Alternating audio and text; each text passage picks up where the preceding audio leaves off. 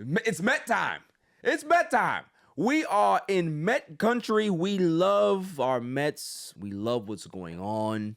Spring training is it's looking good. You know, guys are producing. Guys are showing out in camp. We do have some injuries that we have to talk about.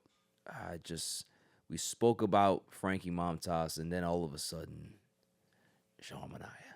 Mm-hmm. Now, you know, he's never had an oblique injury before, and I could only imagine as a pitcher what that feels like. Like, that's tough, right? So, what are we looking at, Silent Assassin? We looking at mid-April? Late April? Because they said that, you know, it depends on what type of oblique injury it is. It could be weeks, could be months as well. Mm-hmm. So we're just hoping that it's not on the other end of it. Yeah, I think I saw from Mendoza a couple days ago that at least right now what he has and what they're predicting is he's not going to be out that long, maybe a couple weeks after opening day. So a couple starts? Yeah, so that is definitely obviously what we want to hear. Because if it does elongate, it's like we need somebody to come on the team and kind of fill that hole. So, because we'd have depth, but we don't know how it's going to play out. Yeah. So it's a good thing to have depth, but it's like coming toward the back end of the rotation is kind of iffy. Like you have Griffin Canning, was the worst pitcher in all of baseball last year. Man was giving it up last year. Yeah. So hopefully, fingers crossed, he's good. McGill he's back and forth. Hopefully Peterson can be how he was last season. Senga, hopefully he's good as how he was his rookie year. Holmes looks good, so definitely hope, but you definitely want Manaea. Yeah. In that rotation. So what is your, if we're gonna build out a 5-man rotation right now, what would it be? So you would have Griffin Canning in the 5th-man rotation? I have to see how spring training plays out. Yeah. I think it was his first time he was today, yes, I believe. Today. And he looked fine, but it was an inning or so. So, yeah, if it stays how it is and no one's added to the roster, for now I would have him in there. Okay. If not, then we have Budo. He could be fill some starts. For the time being, if Manaea's out,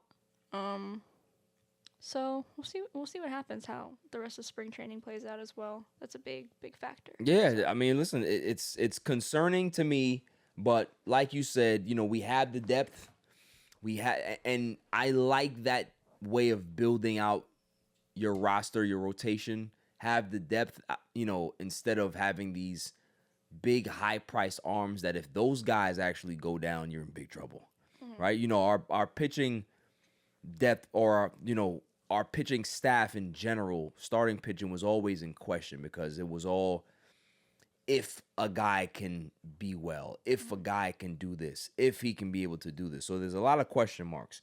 But I trust David Stearns. I trust the pitching lab. I trust what they're planning to do because Clay Holmes looks great. The man was dealing today. Dealing. Yeah. Anybody who had issues, well, he blew all these saves as a closer and they had to demote him. Nobody cares about that now. Maybe the man wanted to start. He was bored. He's bored. I want to pitch more than one inning. I'm tired of these high leverage situations. I don't want to do it anymore. You know, being a starter is less pressure.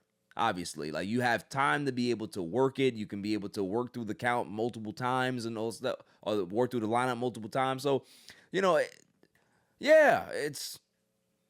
I think he looks impressive. I think the biggest thing for me that I see is that he has that new grip for the changeup.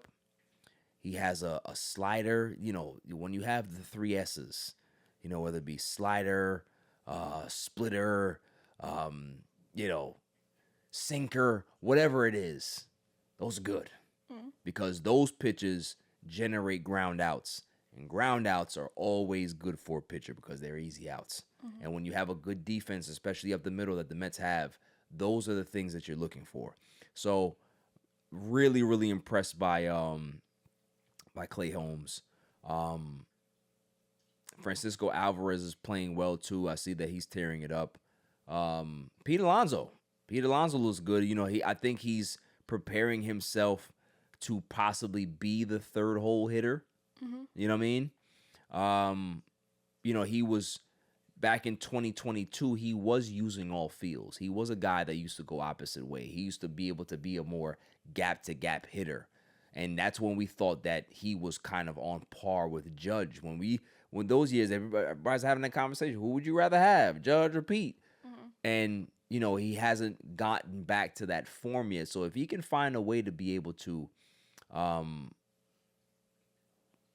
spread the ball around and be a gap-to-gap hitter, hit for power, have a better average with runners in scoring position, not swing at bad pitches in the dirt, things like that. If he can be able to do that, man, I don't see why the Mets wouldn't offer him a 4-year deal and be somewhere where he's comfortable at. So, it can happen. It can have a lot can happen, but I need to see that he's gonna produce. I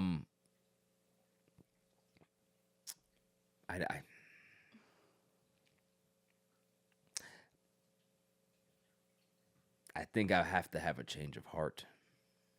I've said some things on this pod for months. I've said that, hey, Jeff McNeil, he needs to go to China. I'm sick of him. There was this other guy that I said, oh my goodness, Juan Soto gifted this young man a car. Such a great story, but he should have gifted him a one-way plane ticket to Japan. I did say that. But I gotta get Brett Baty has looked good. I cannot hate on the kid. He has looked good. But I sent you a video a couple of days ago, Silent Assassin. I said, what is the first thing that you saw? And what was that? Yeah, 2 hands on the bat. Two hands on the bat. So it looks like Brett Baty changed his approach and his swing. It's no longer an elongated swing. It's more compact. I think he's made some adjustments. They got him taking grounders at short. So if he can be able to find some versatility, I would rather him be the bench guy than Acuna, because I think that Acuna still needs some more reps, in AAA in the minors. And you don't want a talent like that to just waste on your bench. You want to make sure that you're getting him as much playing time as possible, right? I think a guy like Brett Baty can be able to handle being a bench guy because he's been in the major leagues before. He's dealt with struggle. He's dealt with not being able to figure it out. So him sitting there and learning and waiting for his opportunity and being ready for his opportunity, I think might be a role that's better suited for him, because a lot of guys find ways to become, they start off as bench guys and then they become everyday guys. It's all about when you get your opportunity, you have to capitalize. Mark Vientos did that last year, right? Like, he was able to capitalize every time he was playing. He got in there and he did his thing. So, for now, I gotta apologize to Brett Baty. I do. We can hold off Japan for a while. Hold off China for a while. So shouts to him, man. If he can be able to be that guy that we need, we also made a trade too. We got Alexander Canario from the Cubs. Mm-hmm. So for me, that dooms Marte. I think that they're gonna try to trade him at some point. But the $20 million, man, it's such a tough contract to have to deal with. There's not a lot of teams that want to take on that salary. You're gonna have to eat 95% of that deal to be able to get rid of him and get him off the roster. So, is it something that you're willing to do in regards to trading Marte, or do you keep him around just because, he does help the locker room. He does help, guys kind of stick together. He's a very good locker room guy. And he still has a very active bat as well. If he's healthy, he's pretty good. He can be able to hit anywhere between 15 and 16 home runs if he stays healthy, right? So, are you opposed to keeping him, or do you want him to stay?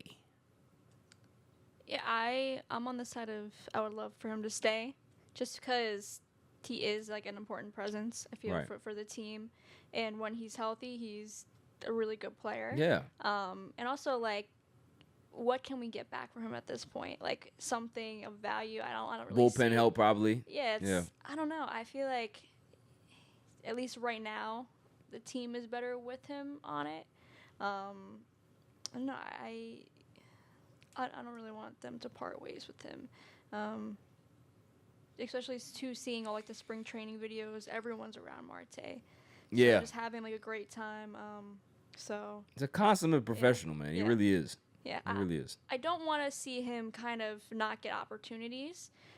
Just for him, that would, not be the best thing. And the Mets were very vocal to him that they did try to trade him just for his benefit.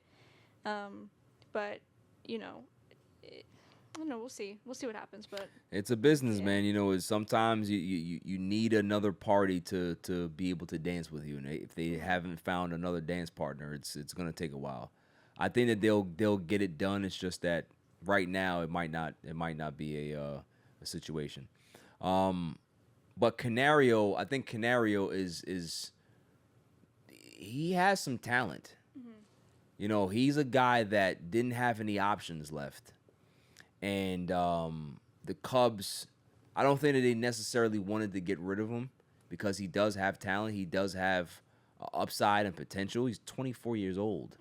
But they had to figure out a way to make roster space and figure out how they can be able to get more flexibility. So, the Mets went ahead and got him for cash considerations, and he's now another guy that you can be able to put, and now you have him under control as well. So, I look at Canario and I'm like, that's Marte's replacement. Because this guy, when he has been in the major leagues, he's posted a pretty decent OPS. Somewhere close to 800. So this is a guy that, he has some pop, has some defensive chops. He can do a lot of things. So I'm curious to see where he goes, where he lands, if he ends up being a bench guy or he ends up being designated to go into the minors, after clearing waivers. But, we'll see what happens. But, it's just, I don't want to see Marte go either. I love Marte. I just, it's just unfortunate that he just can't stay healthy. You know what I mean? And that's his biggest problem. So Mets have some injuries in regards to, we spoke about that, but they also signed Jose Urena. Kind of a hybrid guy in the bullpen as well as a starting pitcher. He was a starting pitcher for the Texas Rangers last year. Posted a 3.80 ERA, which is pretty good. He had a 4.66 expected ERA, so that's a little high. So he obviously ran into some luck last year, but so they used him as a starter, but they also then put him in the bullpen where he posted a 3 ERA, and he was lights out. So this is a guy that is a ground ball pitcher.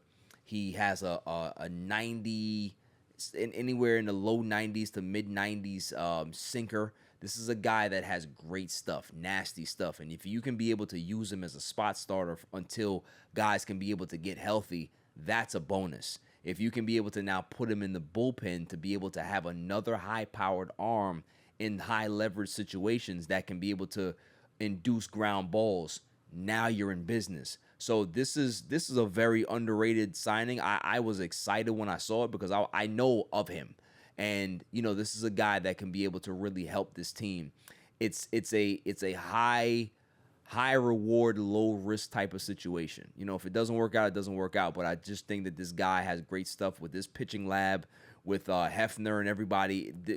This is going to be one of those moves where you're just like, that damn David Stearns, he did it again.